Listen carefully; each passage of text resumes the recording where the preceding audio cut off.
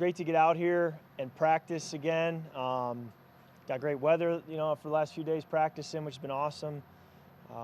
It's fun, to be with your teammates and to be able to just work on things and talk through things and make mistakes, go back and correct them, and make plays and have success, and just continue to build the foundation for our offense and for our team for 2022. And it is a lot of work because there is much that's new and requires going back to the basics. And so that's kind of what we're doing, and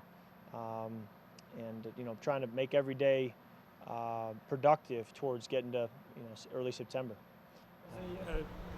As a super detailed guy, can it be a little bit challenging when it's a somewhat similar system, but the details change, and that's kind of, you don't get to do a full reset, you have to take what you know and then tweak some of the edges?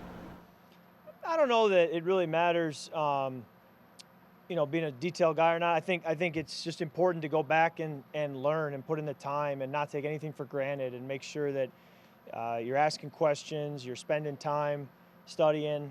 For me, it's been a lot of time on flashcards, just trying to memorize plays and terms and formations and protections and just the rules around all those things, so that it becomes instinctual.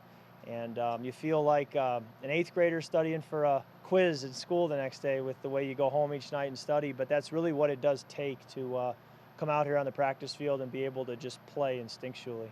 How similar is this to systems you've had before, namely back in Washington, I guess, when you were with Kevin?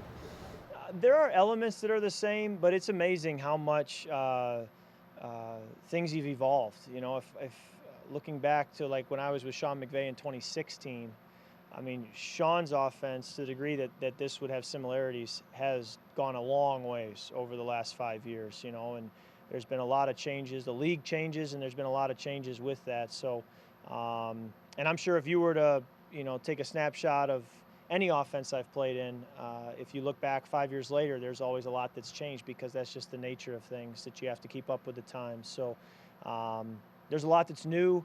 There's foundational, undertones that are similar, but I just learn it all as if it's new, and just got to learn it as the 2022 Vikings offense. From afar to those changes within the McVay thing, or are you just so locked in during the season that you don't really get to see league-wide trends like that?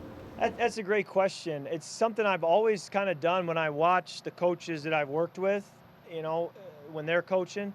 Just observing, hey, can I recognize this or that? And if I can't, what has changed? And you're reading between the lines a little bit because you don't have all the answers, but you can certainly observe, and with the TV copies, you can hear what's the words being said, and you can know when that's exactly what we used to do, and you can know that, hey, that's nothing like what we used to do. What have you seen from BC, especially like mindset-wise, just sort of how he's weathered a year, obviously injured, and staying mentally engaged? Yeah, Olabisi and Irv are two guys that missed all last season that I was expecting big things from.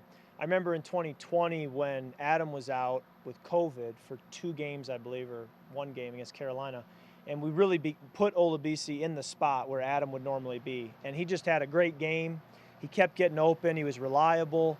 And I remember thinking that in year 3, he was going to take a big step and really show up. And then, unfortunately, he tore his knee in one-on-ones over here in training camp. And so I've always had a high opinion of him, and I think that in year 4 now, I do expect him to have a very productive year and provide a great deal of depth for us. So I'm excited about him. And then Irv, much the same way. I felt he was one of our most impactful players during training camp last year. And even in the preseason games that he played, I thought he made an impact and was making plays and putting good things on tape. And then he hurt his knee against the Chiefs, and that was the last we saw of him. So both those guys I'm really excited about. I think it's year 4 for both of them. Expect big things. What's the best part of this current scheme that possibly previous schemes with this team you didn't have? What do you like the most about what you're seeing from this scheme? There's nothing that stands out particularly. I think so many offenses, there's a lot of similarities. There's a lot of carryover. It's really just a new way to call it. It's a different language to really say the same thing. And so you're learning a new language just as much as you're learning a new system. And that's really where the studying has to happen. Studying with the flashcards has always been an effective method for you?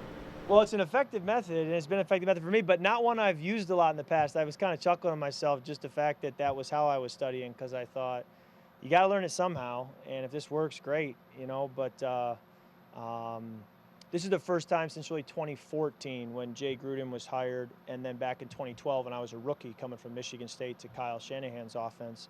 Those were the only other 2 times in my career maybe I truly felt like I was learning it from scratch. I guess you could also say coming here in 2018 as well. So you had those moments in your career where you're saying, all right, I got to really lock in and learn this. But there were other years where there were changes, but they were more subtle. And so this is requiring a lot of studying. Now that Because you've had a different offensive coordinator every year, Yeah. right? Yeah. But this is a new coaching. It's not just new offensive coordinator, it's a new coaching staff. So Well what's said. familiar and what's different about that kind of transition? I think it's terminology, the actual language you're using. There's times where I'll look at Kellen or Sean and I'll say, well, this is just so-and-so from last year, but I've got to put a new word to it. And they'll say, yeah, exactly. So I'm just, they are trying to learn the new language too, but they know the old language, whereas our coaches now may not. So you kind of right now are speaking in 2 languages so that we can get to the point where we fully mastered the new offense. Change though, right? Like the scheme is going to be fundamentally different than what you guys did in 2021, if I'm not mistaken. So it goes beyond just the code words and the words. It certainly does, and I think 18 to 19 it changed. Going from the system we ran to then having Kevin as the OC and Gary Kubiak's influence, and then in 21 it changed. When you have some changes with the staff, and so there's always that evolution and of change. But certainly there are elements that are different, but there's only so much you can change. I mean, at the end of the day, you do have sort of these staple foundational pieces that are pretty consistent across the league. you obviously spent your first 4 years here under Mike Zimmer, new head coach. I mean, what's the difference? Is there a different vibe here, or what have you observed over the past month in a different new head coach and staff? I think more is similar than different. In year 11 now, when you just get in the rhythm of phase 1 of OTAs, phase 2 of OTAs, what you're doing, the time you're putting in, like out here on practice field, so much feels the same in terms of the rhythms of the year and the way you relate to teammates and the way you're studying and the way you're trying to fine tune and find areas to take another step as a player, as a team. Your mindset's pretty consistent year in and year out. I'm just always looking for continuous improvement and to feel like I'm getting better as a player. And every year I've stood here in the spring, I feel like that's happening. And so as long as that's happening, that's a good sign. Anything different? Oh, there's obviously changes. But I wouldn't say it's a big deal that I would be focusing on.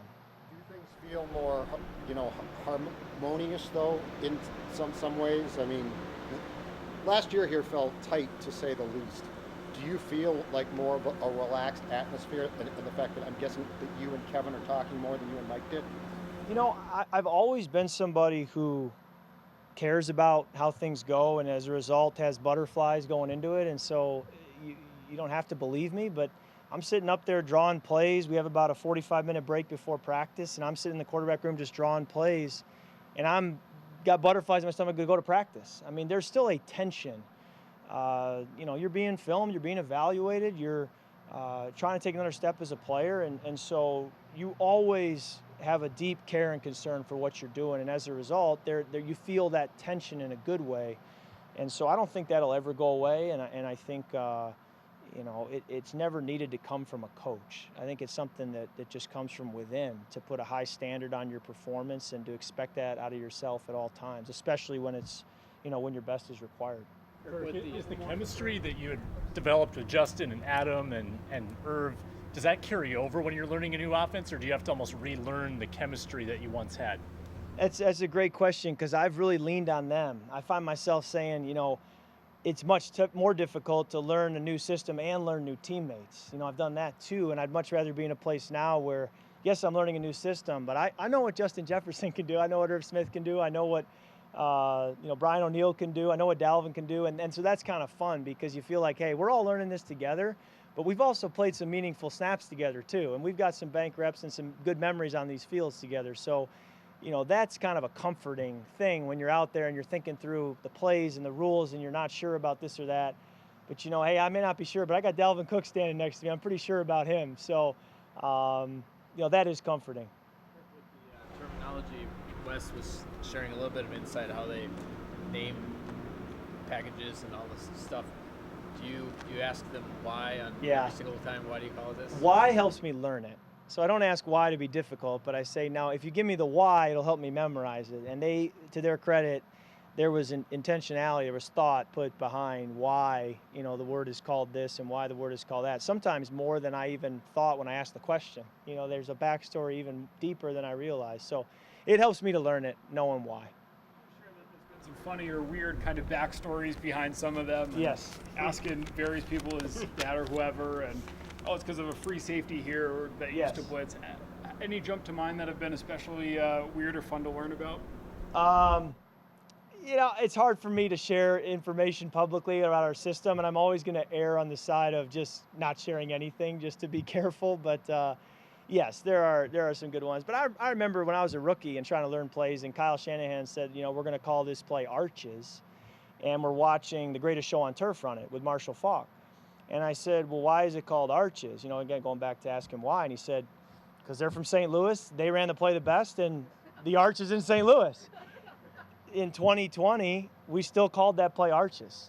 I changed teams, changed people, but obviously Kyle had worked with the Kubiaks and there had been carryover, and it was still being called arches years later. So I had called it other things with Jay Gruden and with Sean, but it boomeranged back to arches. And so I couldn't help. In 2019, I believe it was, when it got installed and they put it up, and I said, I've seen that play before, and they said it's arches. I thought, there you go. So, you learn these words and you learn these terms, and there's even a meeting where you're calling it something different now, and you lean over and you're like, that's arches, but it's not arches anymore. So you just continue to go. But I joke with guys like Sean Mannion that, I'd love to have that film of Marshall Faulk running those routes, because it's pretty fun to be able to say to a younger player, hey, let me take you way back on these cut-ups to where it began. Thanks, guys. All right, thank you.